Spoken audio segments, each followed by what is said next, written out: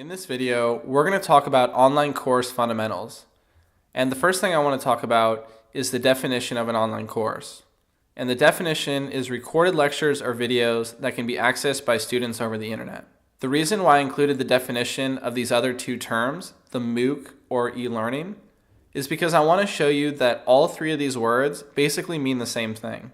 So if you see any one of these words online, know that they're referring to an online course. The next thing I want to talk about are the two types of course videos. And every video in an online course is one of these two types. The first type is the screen capture, and that's the video you're watching now. In this case, I'm speaking directly into a microphone that's connected to my computer through a USB cable. And this way, you as the student can hear my voice and also see the laptop screen that I'm looking at right now. And in this case, that happens to be me showing you a PowerPoint, but that also could be me walking you through how to use an application on my computer or how to do something on the internet. The other type of course video is the live video. And you saw this type earlier on in this course. And in this case, you're sitting or speaking in front of a camera, and this way your students get to see your face. And the advantage with the live video is you're able to form a kind of connection with your student that is simply not possible with screen capture videos. The downside to live videos is they're a lot more complicated and expensive to create than the screen capture ones.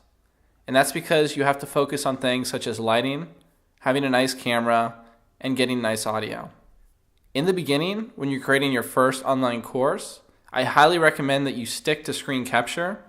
And then later on, if you want to move on and make more advanced courses, then you can start adding live video. Now I want to talk about how long these courses usually are. And I like to break it up into three different categories. On the low end, you have micro courses, which are 10 to 20 minutes. And these are really common on Skillshare.com. Then you have the range where most courses fall into, and that's a length from 1 to 3 hours. And finally, if you are looking for a really long course, they're over 3 hours long. And I've seen some that go as long as 12 hours. One of the most common mistakes that people make when they create their first course is they try to make it as long as possible. And a common belief is, if I'm charging students to pay access to my course, I better make it long so they feel like they're getting their money's worth. But that's actually a bad idea, and shorter courses are better for your students. And that's because if you value your students' time, you don't want to waste it talking about pointless stories or tangents in your online course. Instead, you want to focus on communicating the most important information and then eliminate every other thing that you can. The more you can eliminate from your course without getting rid of that important information, the better. It makes it easier for your students to focus, and they're more likely to watch your course until the end. Next up is the price. And course prices vary from free to thousands of dollars. And one very interesting psychological factor is the more a student pays for your course, the more they will value it. Let me show you what I mean by that. Let's take an example. Let's say you have course A, which costs $0, and course B, which costs $200. And in this example, they have the exact same content. One student takes course A, and one student takes course B.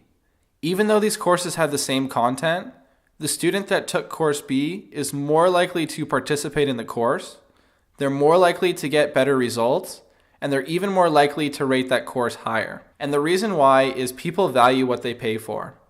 And you've heard of the expression, you get what you pay for? Well, people are conditioned to believe this true. And when they pay $200 for a course, they automatically assume that it's going to be better because it was more expensive. They're even more likely to commit their time to taking that course, which means they're more likely to get positive results from it. The next question is, where do you host your course? And there are a ton of platforms online that you could put your course on, but they all break up into one of two categories. The first are third-party platforms. And these are platforms where you can upload your course, and then once it's uploaded, that platform will do all of the marketing of your course for you. The other types are self-hosted platforms. And on these platforms, you upload your course, and then you're also responsible for marketing your course and finding students that are willing to pay. The advantage with third-party platforms is there's a lot less work for you to do because they do the marketing for you, but you're going to make less money. And on the other hand, with self-hosted platforms, You're in charge of all the marketing, but you also have potential to make a lot more money. One important thing to note is many e-learning instructors host their courses on multiple platforms at once. So for example, when they finish their course, they might upload it to Udemy and also upload the exact same course to Skillshare.com. And this way they can create more channels where they can make money from their course. One important thing you want to do is before you upload your course to a new platform, check with the platform and make sure that they aren't assuming they own the rights to your course. This is not a problem with platforms such as Udemy or Skillshare, because when you upload on these platforms, they say that you still are the owner of your course, and this means you can put it on any other website you want. In this video, we talked about online course fundamentals. In the next video, we're going to talk about the most common objections that stop people from creating their own online course.